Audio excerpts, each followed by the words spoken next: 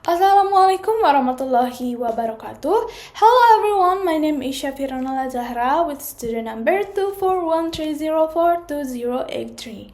And in this video, I will analyze argumentative text titled I Was Wrong About the Danger of Smartphone in School. It's far, far worse than I thought, written by Lola Okolasi and published in The Guardian. In this video, I will explain the content of the text, analyze its structure and purpose, evaluate it critically through several questions, and share my personal response. Through this analysis, I hope to demonstrate the critical reading skill that we have learned in this course. Let's begin with the text analysis. The text discusses the impact of smartphone on student and school environment. The author argued that smartphones have become a serious problem in school and that their negative effects are much greater than many people realize. The main purpose of the text is to persuade readers that smartphone can harm student learning, attention, and well-being, and that stronger action is needed to address this issue. As an argumentative text, it follows a clear structure. The first part is the thesis. The author introduced her position and explained that she has changed her view about smartphone in school. She now believes that the problem is much more serious than she previously thought. The second part is contain the argument. Throughout the article, the author presents several reasons to support her position. She explained that smartphone can distract students from learning, reduce concentration, contribute to addiction, expose young people to harmful online content, and affect their mental health. She also discusses how teachers often struggle to compete with the constant attraction of student phones. And the final part is the conclusion. In the conclusion section, the author reinforced her argument by stating that school alone cannot solve this problem. Parents, government, and technology companies must also take responsibility. And the main idea of the text is that smartphones are creating significant challenges in education and society, and that stronger measures are needed to protect young people. Several supporting details strengthen this idea. The author refers to concern about student distraction, online safety, mental health issues, and the difficulties teachers face in maintaining student attention during lesson.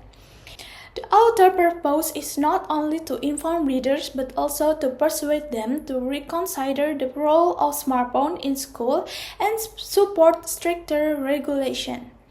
Now I will move to the critical reading analysis.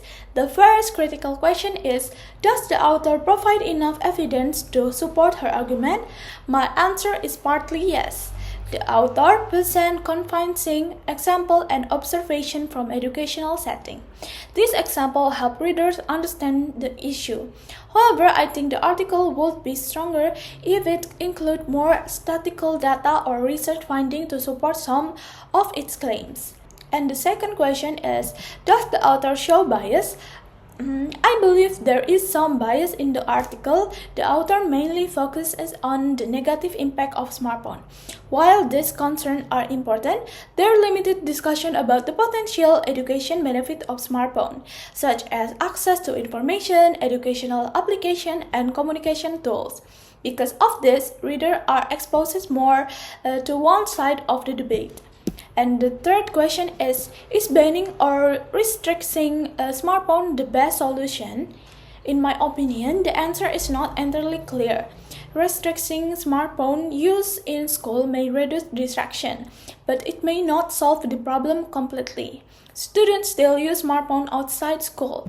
Therefore, digital literacy education and responsible technology use may also be necessary alongside restriction. Overall, I think the article is effective because it encourages readers to think critically about a problem that affects many students today.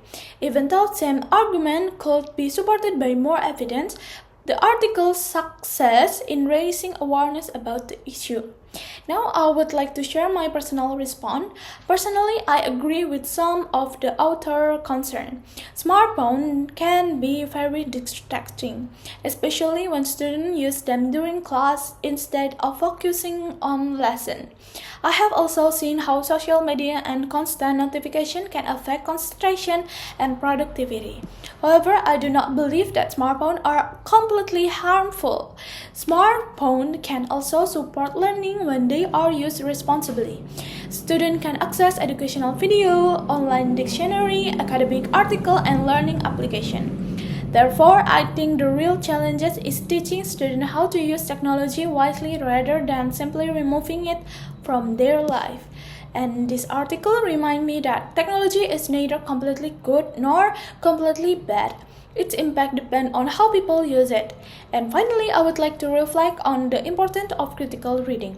Critical reading is important because it helps us go beyond simply understanding a text. It encourages us to question information, evaluate evidence, identify bias, and consider different perspectives. By reading critically, we became more thoughtful readers and more informed decision makers. And in conclusion, the article argued that smartphones have serious negative effect on students and school. Through my analysis, I found that the text has a clear argument structure, a strong control idea, and persuasive argument. However, it also contains some limitations that readers should evaluate critically. That's all for me. Thank you for attention. Wassalamualaikum warahmatullahi wabarakatuh.